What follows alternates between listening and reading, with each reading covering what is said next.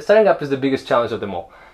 It's when you really have to be, you know, constantly telling yourself, you know, finding a reason while you do it, and ideally this reason should be a personal thing rather than an aspiration of, you know, becoming great or amassing a great fortune. So for a band starting up, everything is a challenge. Like, you don't have money, you don't have gear, you don't have venues. People, like, promoters don't know you. And if you don't have a demo and they don't know you, you can't get gigs. And if you can't get gigs, then nobody's going to hear you out.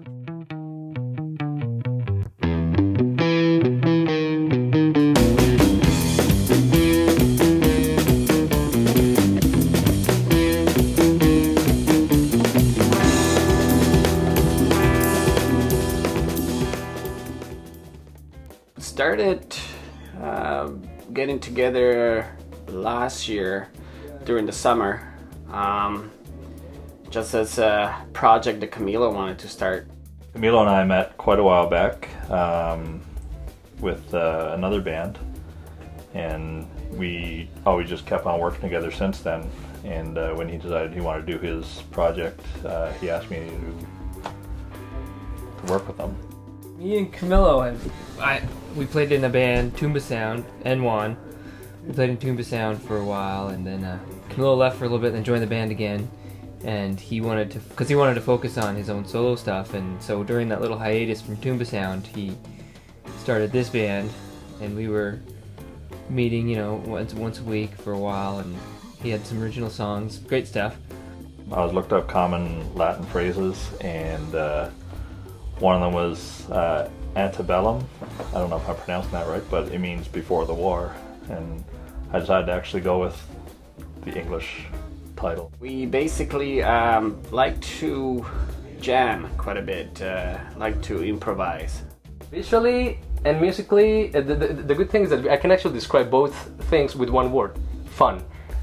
We have in principle in the band, we try to make sure that we have fun when we are playing. It's a lot of people dancing, just moving their hips and, you know, kind of grooving along. Groovy tunes, kind of like, you know, funky, nice grooves. Camilo writes the songs, the lyrics. We do an arrangement of the songs sort of as a whole. We first worked on a couple of songs of mine, and then we started working on some covers, and we had our first gig early this year at the Red Herring in St. Andrews, and then after that we had a really good opportunity because we had a chance to fill a spot for a band that couldn't make it to Evolve Festival. So we were lucky, and we managed, and I'm super thankful for Jonas Coulter for having given us that chance to play the Sunflower stage at Evolve 2014. And it's in terms of story, it's a very short story because it's a very new band. Music brings joy, man. Like, and I think it's really all about that. It's all about sharing that experience, especially the experience of going to live music with your friends, and it's such an energizing, positive thing. Like, I don't know, like if you ask, honestly, if you ask me, like, music makes the world go round as far as I'm concerned. I feel like every time I perform on stage or record something, it's always I kind of surprise myself in a way that, you know, that it's actually me doing this, so it's pretty cool. I think in terms of what we bring live, it's not very common around here in New Brunswick. So if you want to see something new, come see us. Thank you to everyone here at Two Dogs. Everybody has been extremely professional this weekend, and thank you to my bandmates, and thank you to everybody who has come to our shows so far and who have shared the stage with us so far.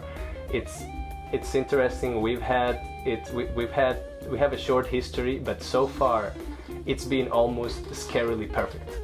Like, no bad shows, no bad attitudes from other bandmates, nothing. It's been a transparent journey, and we are in a constant state of fingers crossed that it'll continue that way.